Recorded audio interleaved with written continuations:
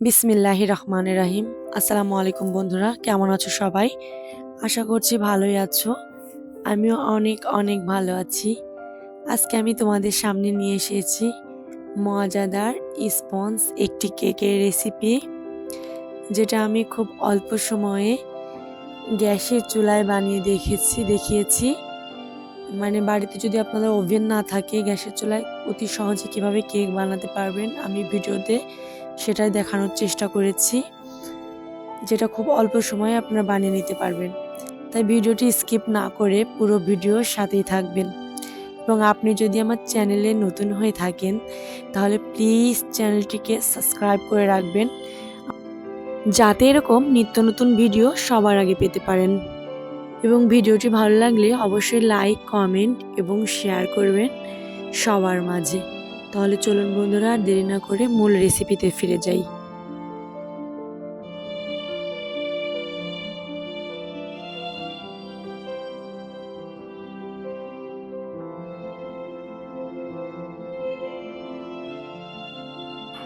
প্রথমে আমি একটি মিক্সিং বলে শুকনো উপকরণগুলো চেলে নেব। আমি সেই জন্য একটি চালনির মধ্যে 250 গ্রাম ময়দা নিয়ে নিচ্ছি। আমি হাফ কাপের 2 কাপ পরিমাণ ময়দা নিয়ে নিয়েছি।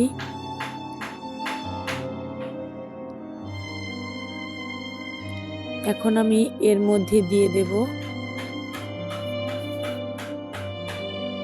1 চামচ পরিমাণ বেকিং পাউডার, দিয়ে দিচ্ছি 1 টেবিল চামচ পরিমাণ গুঁড়া দুধ এবং সামান্য পরিমাণ লবণ দিয়ে এটা ভালো মতো আমি চেলে নিচ্ছি।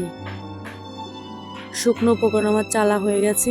এখন এখানে নিয়েছি আমি 200 গ্রাম মতো চিনি, ব্লেন্ডারে গুঁড়ো করে নিয়েছি, এবং 3টা ডিম নিয়েছি, ভ্যানিলা এসেন্স, আর যে মোল্ডে আমি কেকটা বেক করব সে মোল্ড রেডি করে নিয়েছি, এবং নিয়েছি হচ্ছে 150 গ্রাম পরিমাণ রান্নার সয়াবিন তেল।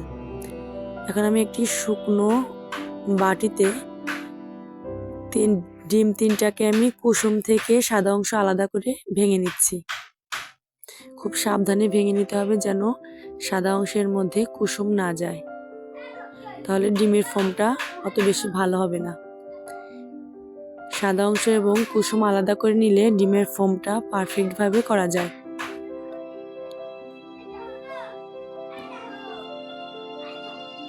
এখন আমি একটা ইলেকট্রিক বিটারের সাহায্যে ডিমের ফোমটা করে নেব। আমি প্রথমে 2 স্পিডে দিয়ে কিছুক্ষণ বিট করে নিচ্ছি।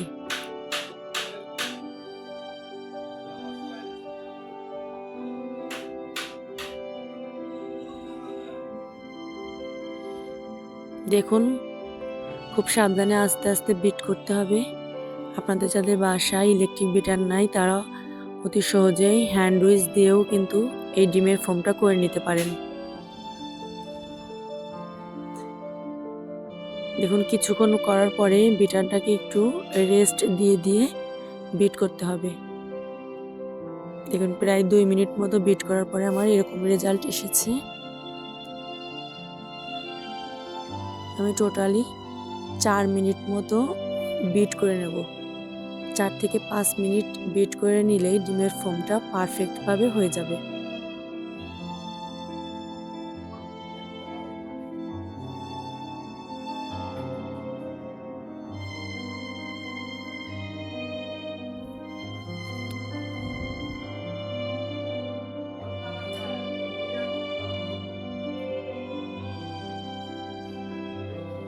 আমার আর একটু সময় লাগবে। আমি আপনাদের খুব আস্তে আস্তে দেখিয়ে দিচ্ছি যে কিভাবে ইলেকট্রিক বিটার দিয়ে ডিমের ফোম করতে হয়। এখন আমি এ পর্যায়ে অল্প অল্প করে চিনি অ্যাড করে দেব।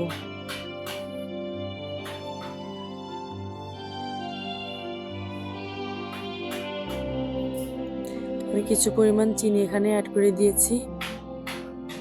এখন আমি অর্ধেক পরিমাণ তেল অ্যাড করব এর মধ্যে। তেল অ্যাড করে আমি আবারও বিট করে নিচ্ছি।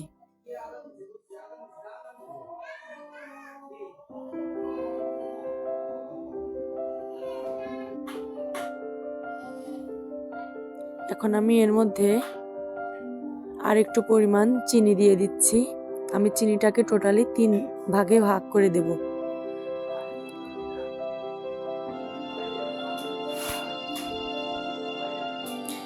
এখন আমি বাকি তেলটুকু দিয়ে দিচ্ছি। তেল দিয়ে আমি আবারও বিট করে নেব।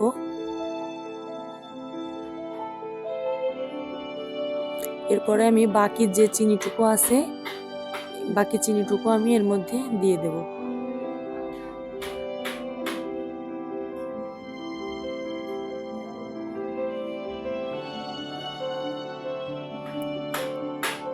চিনি দেওয়া হয়ে গেছে। এখন আমি ডিমের কুসুম 3টা এর মধ্যে অ্যাড করে দিচ্ছি। দেখুন আলতোভাবে এটাকে মেশাতে হবে যাতে ডিমের ফোমটা নষ্ট না হয়ে যায়।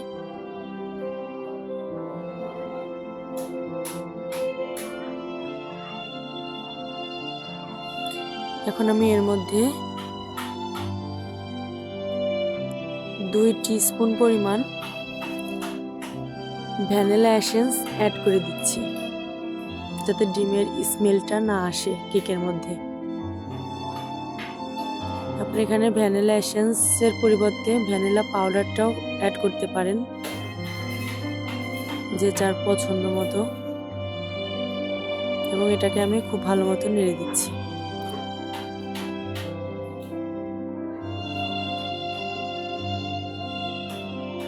এখন আমার নাড়া হয়ে গেছে। এ পর্যায়ে কিন্তু আমি একটি হ্যান্ড উইচ দিয়ে এটাকে নেড়ে নিচ্ছি আমি। এখন আমি যে শুকনো উপকরণটা আমি চেলে রেখেছিলাম সেটা 3 ধাপে আস্তে আস্তে এর মধ্যে অ্যাড করে দেব। এমনভাবে অ্যাড করতে হবে যাতে ডিমের ফোমটা নষ্ট না হয়ে যায়। আলতো হাতে খুব ধীরে ধীরে সময় নিয়ে অ্যাড করতে হবে।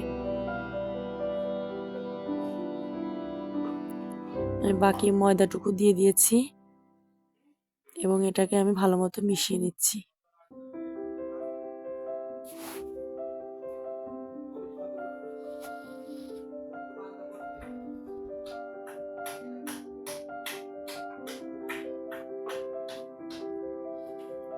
এ পর্যায়ে আমি এর মধ্যে 2 টেবিল পরিমাণ লিকুইড দুধ দিয়ে দিয়েছি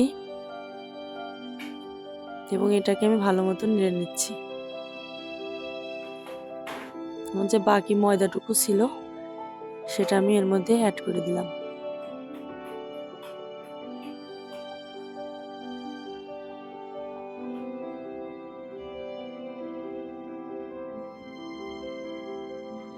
আসলে আমি যে প্রসেসগুলো ফলো করে আপনাদের আমি দেখাচ্ছি ভিডিওটা, এই প্রসেস ফলো করে আপনারা বাসায় কেক বানাবেন, চুলায় বেক করবেন, দেখবেন একদম পারফেক্ট কেক তৈরি হবে।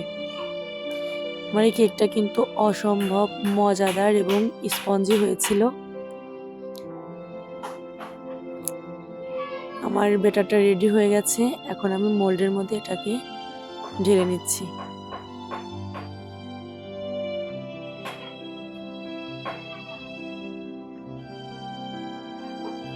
দেখুন আমার ব্যাটারের ঘনত্বটা কেমন হয়েছে নিশ্চয়ই দেখে বুঝতে পারছেন। এটাকে একটু ট্যাপ করে নিতে হবে যাতে ভিতরে কোনো বাবলস ক্রিয়েট না করে। এখন আমি একটা রাইস কুকার বসিয়ে দিয়েছি গ্যাসের চুলার মধ্যে, যেহেতু আমি আজকে এটা চুলায় বেক করে দেখাবো। এবং এটাকে আমি 10 মিনিট ফ্রি হিট করে নিয়েছি ভিতরে একটি স্ট্যান্ড বসিয়ে। এটার মধ্যে আমি কেকের ব্যাটারটা বসিয়ে দিচ্ছি এবং এটাকে আমি কাচের ঢাকনা দিয়ে ঢেকে দিচ্ছি। ছিদ্রটাকে আমি একটু টুকরা কাগজ দিয়ে আটকে দিয়েছি যাতে ভিতরে কোনো বাতাস প্রবেশ করতে না পারে। এবং এটাকে আমি এখন 40 থেকে 45 মিনিট বেক করে নেব। দেখুন ফিরে এলাম 40-45 মিনিট পর। দেখুন মাশাআল্লাহ কেকটা কত সুন্দর ফুলেছে এবং অনেক সুন্দর হয়েছে, আপনারা দেখে অবশ্যই বুঝতে পেরেছেন। একদম কেকটা দেখতে অসম্ভব সুন্দর লাগছে। দেখুন এটাকে আমি এখন মোল্ড আউট করে দেখিয়ে দিচ্ছি। দেখুন কতটা স্পঞ্জি হয়েছে কেকটা, দেখেই বুঝতে পারছেন বন্ধুরা। আমার এই প্রসেস ফলো করে অবশ্যই আপনারা বাসায় ট্রাই করবেন কেক বানানো, দেখবেন একদম পারফেক্ট হবে। এবং আপনাদের কেমন হয়েছে আমার এই প্রসেস ফলো করে কেক বানিয়ে, সেটা আমার কমেন্টে অবশ্যই জানাবেন। এখন পেছনের কালারটা অনেক সুন্দর হয়েছে বন্ধুরা। আমি এই কেকটি বার্থডে কেকের জন্য রেডি করেছিলাম। আমি পরবর্তী ভিডিওতে কিভাবে এটাকে ক্রিম দিয়ে ডেকোরেশন করেছি অবশ্যই আপনাদের এটি দেখিয়ে দেব।